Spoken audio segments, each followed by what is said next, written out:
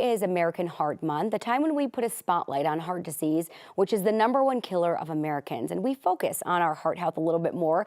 Joining us today, Dr. Katie Lee, a local dentist, to discuss the connection between your oral health and your heart. Thank you so much for being here, Dr. Lee. Thanks for having me. I'm excited to talk about this topic. Yeah, and it sounds like you've got a lot of good work coming here to Denver, which I'm excited about. We'll talk about in a minute, but talk a little about, for people who aren't familiar, about that oral and heart connection, because it's a big one. It's a big one. And as you said, 50% of Americans have some form of heart disease, but what they don't know is that the mouth is a major contributor to that.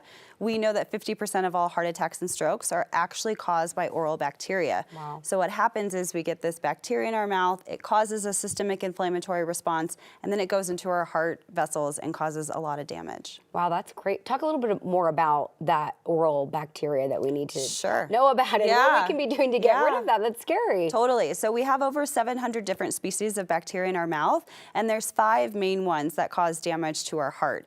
And so when those bacteria are present and we're not removing them properly, or your dentist isn't removing them for you, they actually get into the bloodstream and will cause systemic inflammation. This can lead to accelerated plaque formation in your heart. It could lead to your vessels becoming weak and prone to ripping, leading to heart attacks and strokes. So what can we be doing if we're going into the dentist? Like, hey, I want to make sure you're getting this real clean when you're in there. Sure. So a couple things that you can start with doing at home. Make sure you're using an electric toothbrush. You want to be brushing for at least 2 minutes twice a day. Make sure you're flossing as well. You can't skip that step, even though no one likes to floss.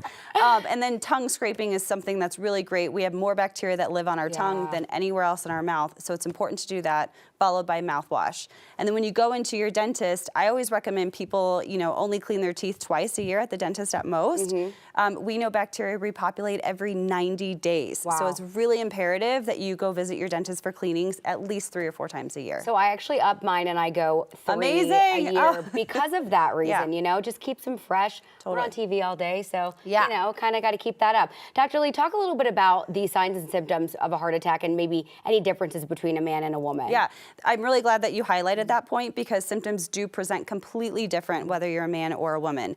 Men are going to experience the typical symptoms that we think of, such as, an elephant sitting on your chest, tightness in your chest, pain, shortness of breath, whereas women experience something completely different. Oftentimes it feels like indigestion or nausea, or even pain in the left side of the jaw or shoulder. And so women need to be aware of this, because almost a quarter of women's heart attacks go undiagnosed. Wow, that's really scary.